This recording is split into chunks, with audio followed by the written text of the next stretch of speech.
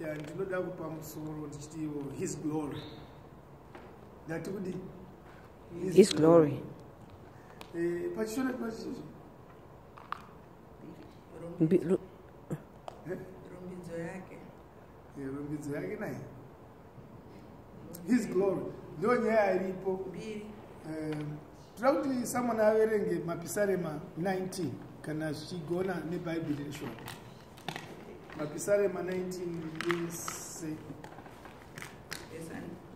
yes, kubva verse 1 kusvika painogumira.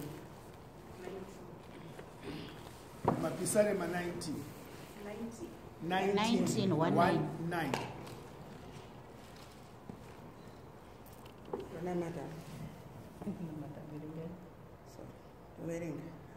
Matenga anotaura kubwinya kwaMwari. Matenga anoparidza mabasa amaoko ake. Zuva nezuva anotaura. Usiku nousiku anoratidza zivo. Hakuna mutauro kana rurimi kusingazwikwi inzwi rako.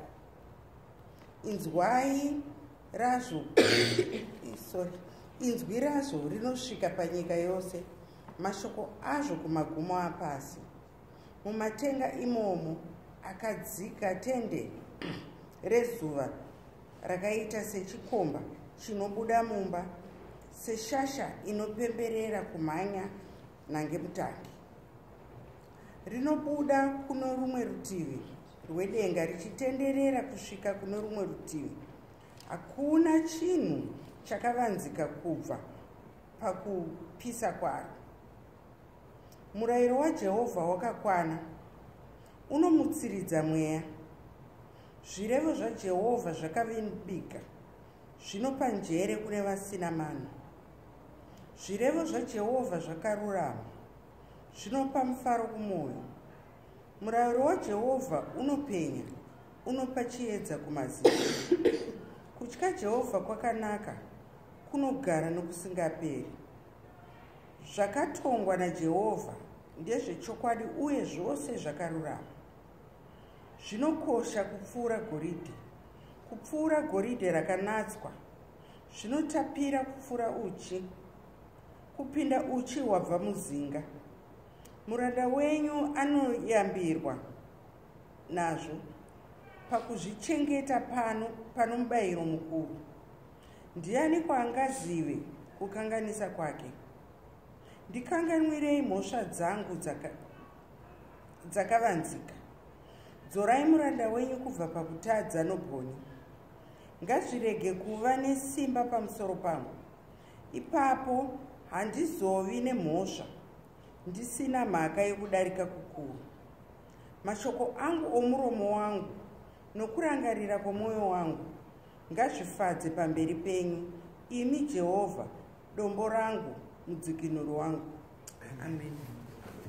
Baba mazvitaniswa nokuti ndanga ndichiverenga manzwi aya ndichifunga zvakanyanyisa panyaya yesubject iri kundibata gore rino about his glory. Amen. Ndekufamba nekuziva upenyu zvauri nama-experiences akasiyana siyana. Kana wapinda muna Kristu, vanoti uya kuna Kristu uite sei uponeswe. Naika uya kuna Kristu uite sei uponeswe. Zvichireva kuti kana wanga une dambudziko, kana wauya kuna Kristu unoita sei rodzikinurwa. Asi zvandofunga ndezvekuti kana wanga une dambudziko, chokwadi Kristu anokudzikinura, asi ndo panotanga futi hondo zvakare. Kazhinji mukatarisa muBhaibheri munoona kuti pese pakaita glory yaMwari pakava nedambudziko rakanga riripo. Glory yaMwari, ukuru nekurumbidzwa kwaMwari is not independent of pain. Hello? Kristu ivo mbune chayo vakapedzisira vapa muchinjiko. Vakapinda pakurwadziwa kuti glory igoita sei igoonekwa. Saka vanotanga vachitiyambira chekutanga kubva pavhesi yekutanga inotibudira panyanzi the heavens declares the glory of God. The heavens. Genesis inotitaura kuti pakutanga Mwari vakasinga denga nenyika. He created the what? The heavens. And it was the heavens that was responsible to give him what? the glory. Tikubata ibaba. Saka iwe ukatsama ukati andisikuya kuchurch kune denga rinomurumbidza. Are you with me? Vakatiwo even if ukasariparidza kana madhongi chaiwo anoita se anoriparidza. Saka rega ndikuyambire kuti denga ririko, Mwari vanotorida denga iroro nekuti rinoramba richikuvaita se richikuvapa chimbiri. Are you with me? The heavens acknowledges God. Saka inini kuti inini, if the heavens are able to declare the glory of God, and God says it was not enough only for the heavens to do that, then God creates you for also that purpose. That means God values glory. Are you with me? That means God what? Values glory. So I am a jealous God. And then you put glory to nanjke. To glory kwandiri. All the Bible says all glory belongs to God. So it's a very critical issue. Either in the church or outside of church. The purpose of the blessing of God is so that you are able to glorify His name. What so the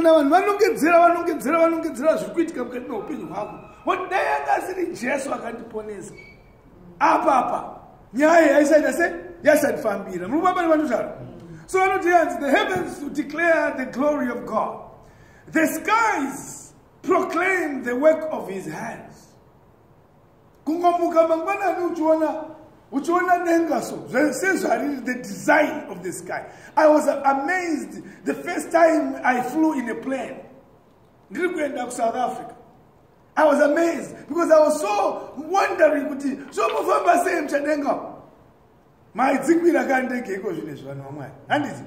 I'm sure every one of you were eager. Today a window seat because I want to see the amazement of what it is to be up there. And is it? Where you see, you know, Nika you disappear, wopinda above Makore. Wow, above Makore, there is only the firmament, the glory of God, the making of God. I don't know about it, but when I'm sitting in that plane, I am thinking about the greatness of this God. But whether in the plane or on the ground, you still look up the skies and you say, I see His glory. Nature speaks to us. So every day must be a miracle for you to think of the greatness and the goodness of our God in heaven. So and now David, as the skies proclaim the work of His hands, and we know the skies yesterday, the weatherman tells us Jaitika, but he is not in charge. We are even disappointed in our weathermen, but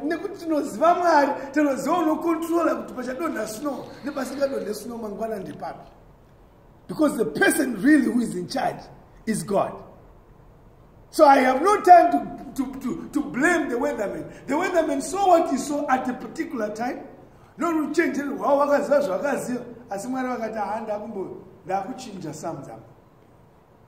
They were watching the skies.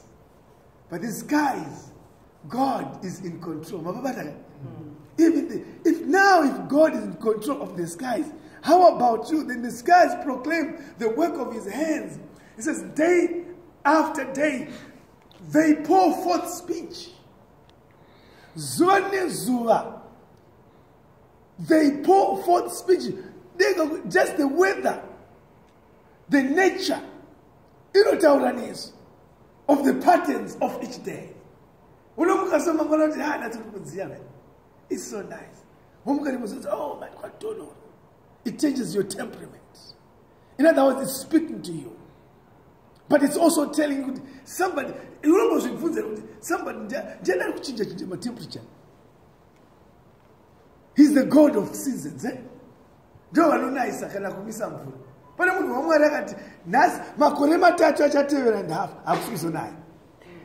Are you with me?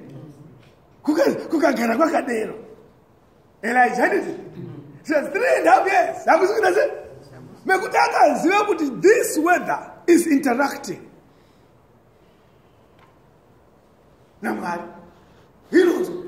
Jesu akavata in the boat. Handiti?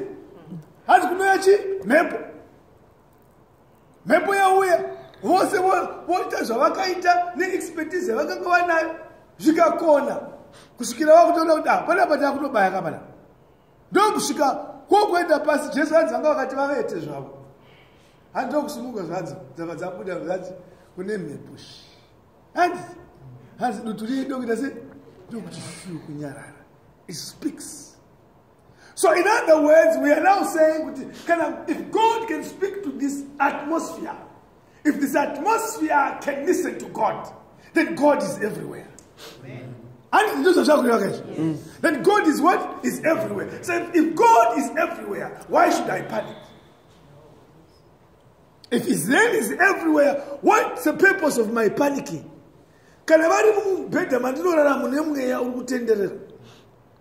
Uyo mweya iwoyo uchitenda Mwari uchikupa upenyu kuti baba ndiri kuita pangu kuti munhu wenyu aramba achita sei achifema.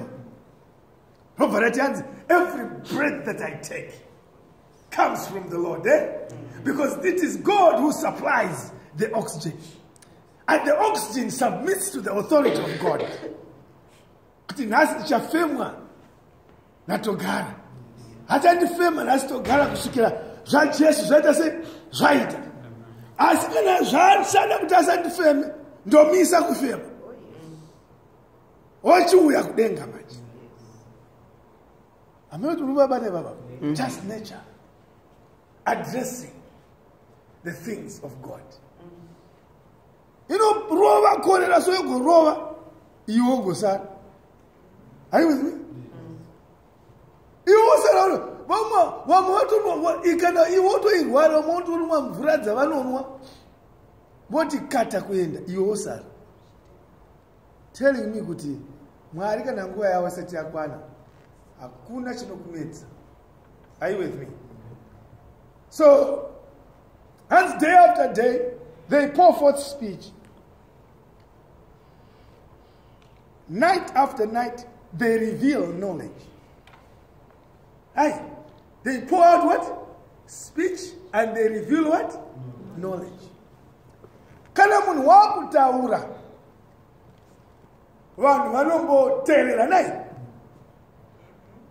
Asi ukati taurei, watitaurei, vanhu vanobva tibvirei. Handiti? Woziva kuti kwangu kutaura kusina substance mukati. In other words, you are just making a gong of noises. There is no knowledge in what you are saying. Mababataka. Dokusaka pachinzikana pane mutauri. Pane mutauri wakauya asati atombovhura. Atombosaka mbovhura munobva hayo ventinya tibvirepa. Handiti? Asati atombonase? Asati atombotanga. Kubva kwenda mumwe mutauri akasvika so. Asiti avhura muromo unonzwa attention inenge iripo. Handiti? Unonzwa pati nyaya kuti zi to know kuti murume uyu akavhura muromo. There will be substance. There will be knowledge that proceeds out of their mouth. Which means there are sources of speeches. Source, the one source that comes from the enemy and another source that comes from what? From God. The godly source of knowledge and speech will empower. The Bible says, without knowledge, my people perish. Saka pana pa Bible kutitaura kuti iyo inya iri kuitika pano yemtauro uri kuitika wedenga we inyaya yekuti ausingori mutauro. This day by day speech that comes forth, and night after night they reveal knowledge. So sokora Mwari rino kana ratibata riri matiri. It's not someday. It's a day and night responsibility. Dokusaka Joshua chitie inini nemuri yakwangu. We shall meditate. We shall pray and meditate on the day, on the word of the Lord, day and what? Day and night. I ask a question, an example I gave today. Nikati mabasa matopinda. And it, how much more if you were to quantify what you say in a day? What percentage would you usher to God in your speeches?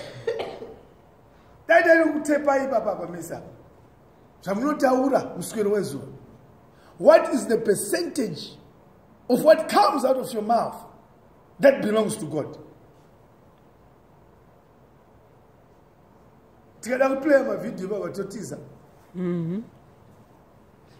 Yet the Bible says on the tongue is the power of what? Life and what? And death. These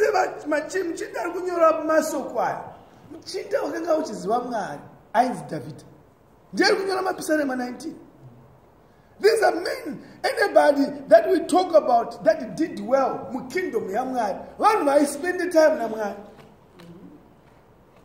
Nyaya tutarayo, glory. You know, Tangrana Moses. Exodus 33 verse 18. Father, show me your glory. Hakuna wakakumbira muna mato yoyo akangasirisha mwari na mwari. Glory ya mwari aingoya njike vadikani. The glory of God is not cheap. The glory of God comes to people who spend time na mwari. But vazhinji munoda glory asinguwa na mwari hamuna. Nobody knows about. How do you measure up that? But we know and we are clear. Kuti musokora mari munhu wese wakabata glory ya Mwari wakaoneswa naMwari nokusumudzirwa naMwari vakanga vari machinda vaimirizika naMwari zuva rimwe nerimwe. So anoti day after day they pour forth speech, night after night they reveal knowledge. They said they have no speech, they use no words, no sound is heard from them. Yet their voice goes out into all the earth, their words to the ends of the world. Achitaura panyaya yamatauriro yenature. Amen. Inongobata nature yacho zvakafanana kumativi ose enyika. Ndokusaka ndichiti nguva yakukwana manje yekuuya kwa Kristu. Nekuti soko riere rakubata manje mativi yose enyika zvakaita sei zvakafanana. If you've been in Zimbabwe, all over Zimbabwe, for those who came from Zimbabwe recently, mukaenda kumativi ose eZimbabwe, muchaona Mwari kunamata pasi pemuti. Handiti kuna machechi, pane nzvimbo yamakaenda kuZimbabwe kusina chechi. Kupi? Mukaenda mukati chaimo mukati mumavhali kwa Honde Valley, mukati munoona vari kuita sei vari kunamata. Ndikamboenda ini kwa mutare ndinoviga a friend of mine. Ndikamuviga pamusoro pegomo. Ndikati akomana maZimbabweans ndomavigira atinoita so because makomo kwese. Saka pagraveyard pacho hakukwira nebox takatoita wekushinga chaiwo kusvikira tasvika padenga. Kwakundoviga ndikataona parikatovigwa navamwe vakatoti one day pamhuri yakatakaviga iyoyo.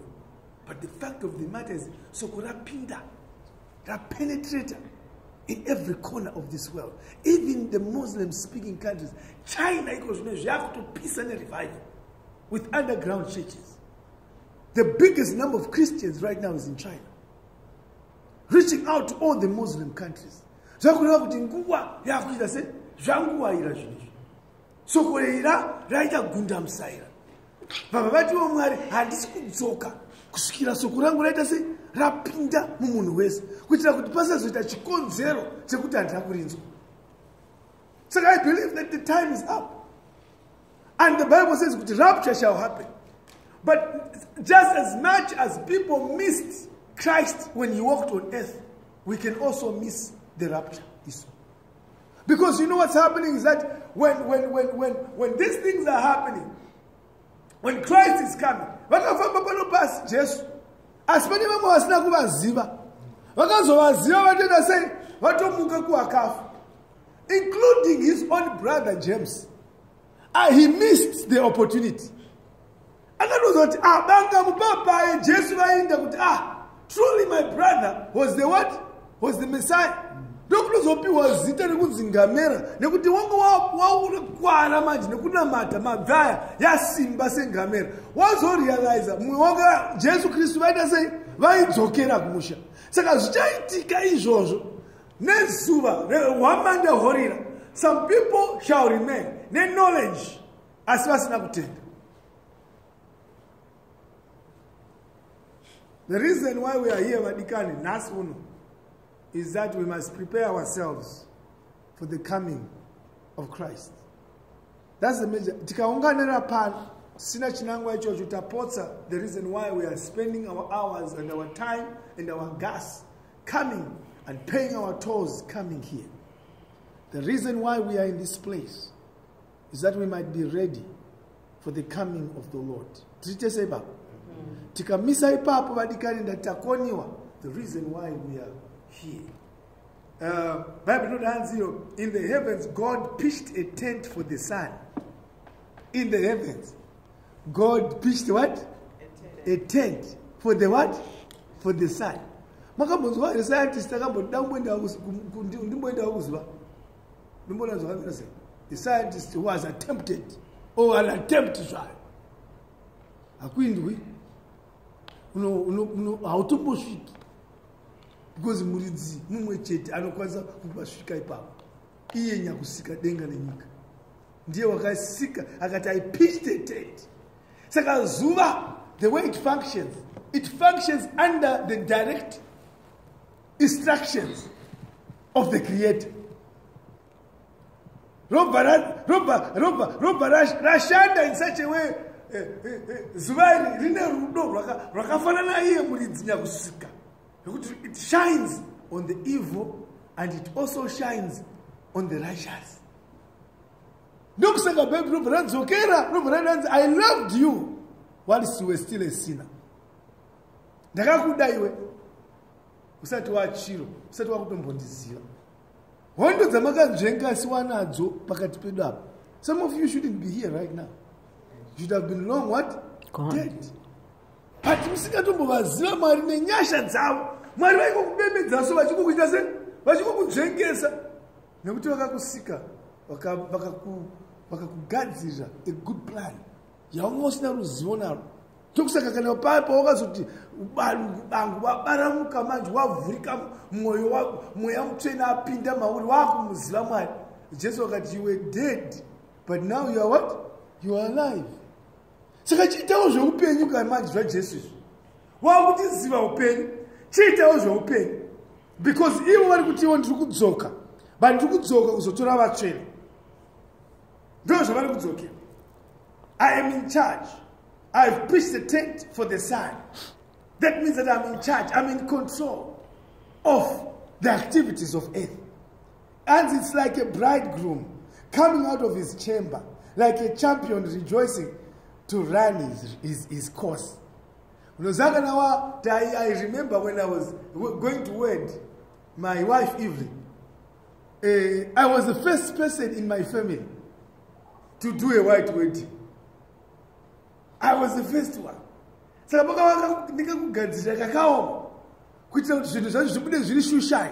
are you with me? I remember I was wearing my cream suit with the golden color suit colors on the collars, and it was all gold and cream. Yeah. As a bridegroom.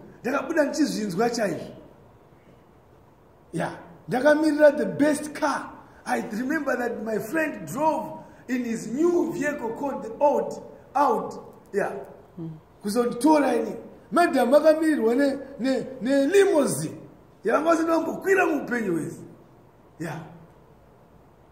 And everybody had pembera, but it was majestic to come out as a champion who had scored the area in which we believe that if it's done well, everybody celebrates called marriage, called a wedding. And Bible wrote pamfananidzo pano, wrote hands. It's like a champion rejoicing to run his course. It's like a bridegroom coming out of his chamber. It's like a champion running to his course. There's always a form of celebration to the highest level. When we are lined up with God. I remember kuti ndiri kuZimbabwe ikoko takachidzidza isusu pakudzidza zvakasiyana nezvikoro zvemuno taipiwa numbers. Handiti kana time yakwana vabereki vaita sei vaiuya kuzoita sei kuzopembera kupasa kwevana vavo handiti voisa toenda paassembly ndopaive maticha vodedzera kuti number 1 ndiningi handiti ivo voenda nechifara chaizvo vabereki vachiita sei vachiridza mhururu vachida vopiwa present yavo voita sei vokutakura. Why were they doing